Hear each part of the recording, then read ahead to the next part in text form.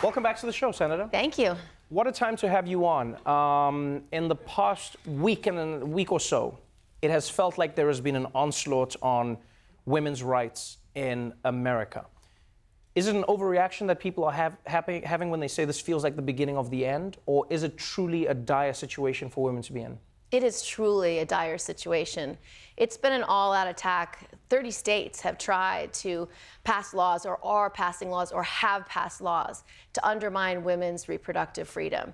And they're trying to take away women's civil rights and our human rights. And their goal is to overturn Roe v. Wade. Right. And it's something that President Trump is doing and the Republican Party.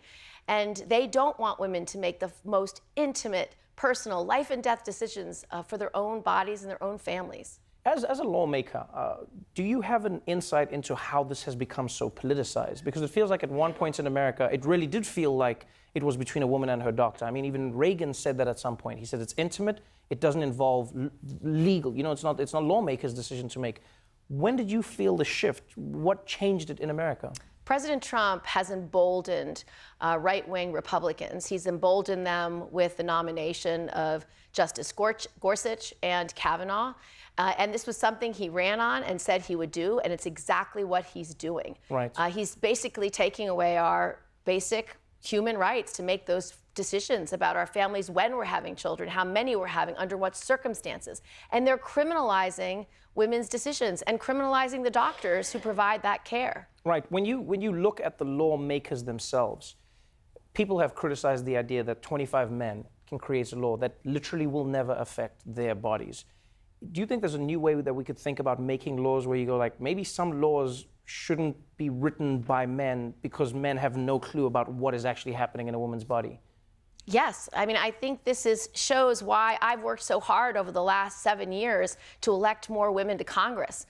We still have, woefully inadequate numbers of women. We have to get to 51% to represent the actual diversity of our country. Right. We need more women in leadership. We need to lift up women's voices, and women need to fight. They need to fight like everything that they care about is at stake, because it is. It's a life or death issue for many women.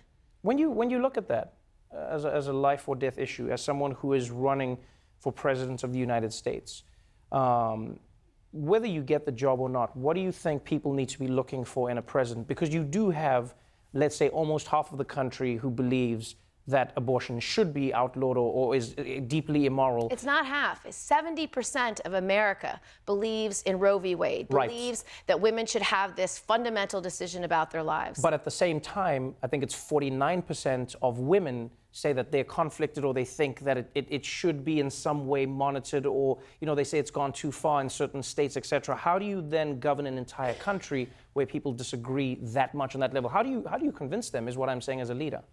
I think this country deserves a president who's brave, someone who will stand up to do the right thing even when it's hard, especially when it's hard. And that's why I'm running for president, because I will lift up women's voices. I will do the hard things.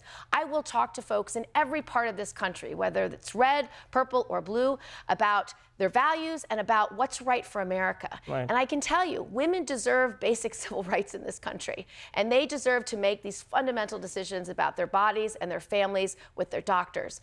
And I don't think this is something that we should back down on. And I hope that women continue to fight, because since President Trump's been elected, women have been marching. The 2018 election cycle was about women running for office and winning, getting the women's votes out. So women are on fire. And if this is a fight that President Trump wants with the American people and America's women, it's a fight he's going to have, and it's a fight he's going to lose.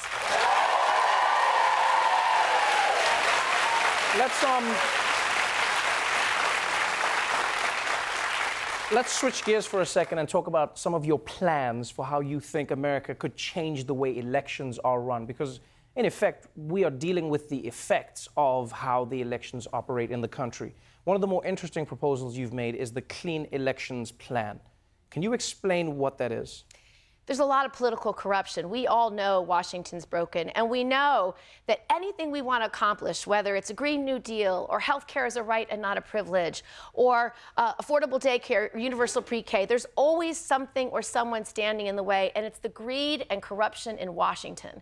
And so I want to get money out of politics. I want to restore our democracy to the hands of the people, and the way you do that is through publicly funded elections, and that's what this clean elections bill will do. What does that mean, publicly funded elections? It means that if you agree to a clean elections platform and you will not take any contributions over $200, then you are eligible for any voter in America to be able to donate to your campaign through democracy dollars. You would make $200 available for every federal election for every voter.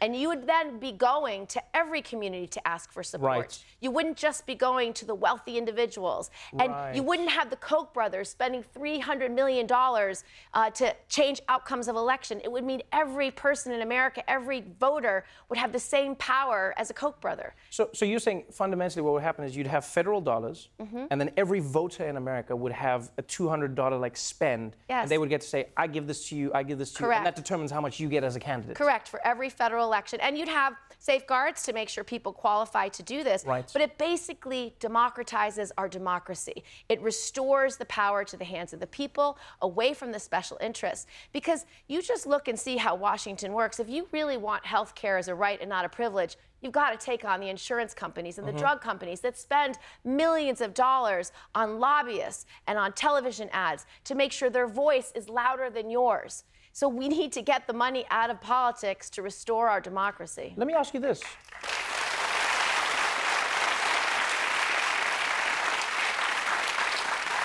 It feels like there has been a groundswell of people embracing small dollar donations. Is there a possibility, or is there a world where Democrats say, you know what, we're not going to wait for a law to pass, we're just going to make that a rule amongst ourselves. We don't take money from corporations, we don't take money from special interest groups, we're just going to run on the money of the people and hope that our platform gets us to where we need to be? Well, that's why I'm not taking any corporate PAC money in this presidential campaign. I'm not taking any federal lobbyist money. I'm not taking any fossil fuel money.